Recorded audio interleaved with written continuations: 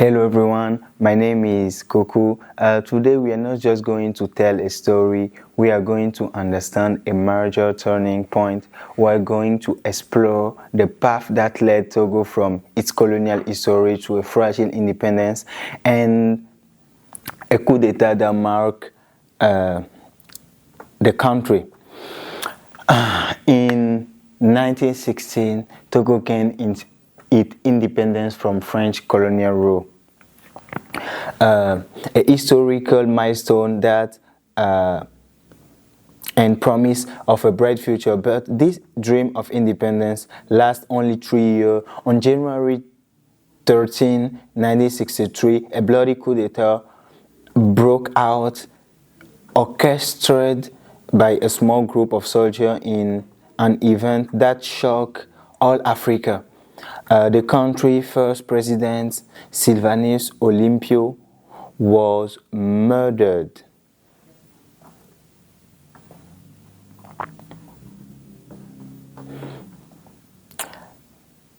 To fully understand Togo independence, it's essential to revisit its colonial history, which began well before the country accessing to sovereignty.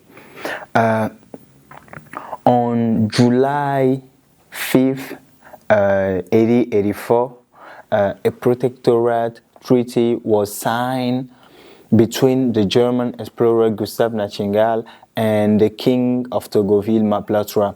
This pact marked the beginning of the German rule over the territory, then known as Togoland. The German administration, which lasted until 1914, transformed Togo to a model colony thanks to its infrastructure and agriculture projects.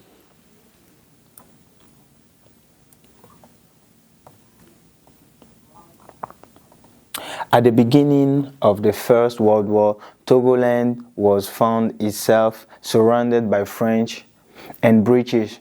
Despite the German governor pleas for peace, the Allied force quickly attacked the colony. The German defeat brought about a major change for the territory. At the end of the conflict, Togoland was partitioned between France and Great Britain under the League of Nations mandate. The western part of the country, approximately 34,400 kilometers square, was annexed by the British Gold Coast, known actually as Ghana. The remaining territory, approximately 56,000 kilometers square, was placed under French administration. This territory division, which profoundly marked the geography and the history of the country, laid to a foundation for Togo's future struggle for independence and the reunification of its people.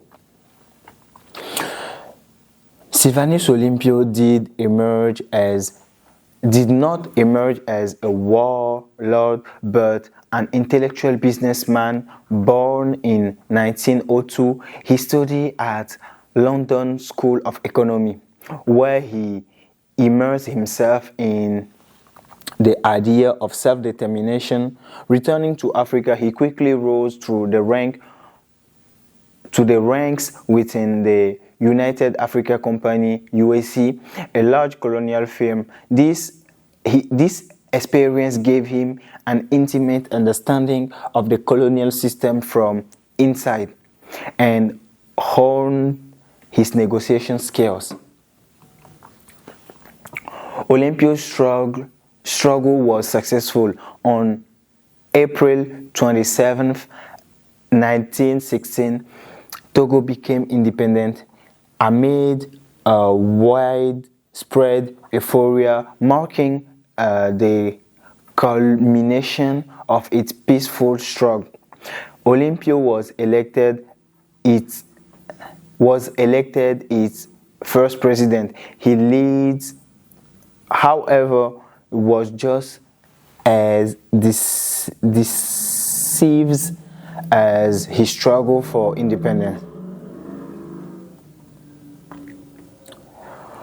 From the moment he took office, he sought to build a strong and sovereign state. His primary ambition was economic independence. He attempted to drastically reduce Togo dependence for France policy that went against the grain of many head states at that time. He notably refused to integrate the CFA franc, the common currency of most former French colonies, and began to develop its own national currency. He emphasized agriculture development, seeking to modernize the production of coffee, cacao, and cotton to ensure self-sufficiency. Politically, to avoid ethnical division, he centralized the power and quickly transformed Togo into a one-party system. This approach, while driven by a desire to preserve unity, began to alienate some of his. A tragedy strike. January 13, 1963, a small group of soldiers launched a coup d'etat. Sylvanus Olympio fled toward the U.S. embassy seeking refuge, but was shot and killed outside its gate. This assassination sent a shockwave across Africa. The first time an African president had been murdered in post-independence area.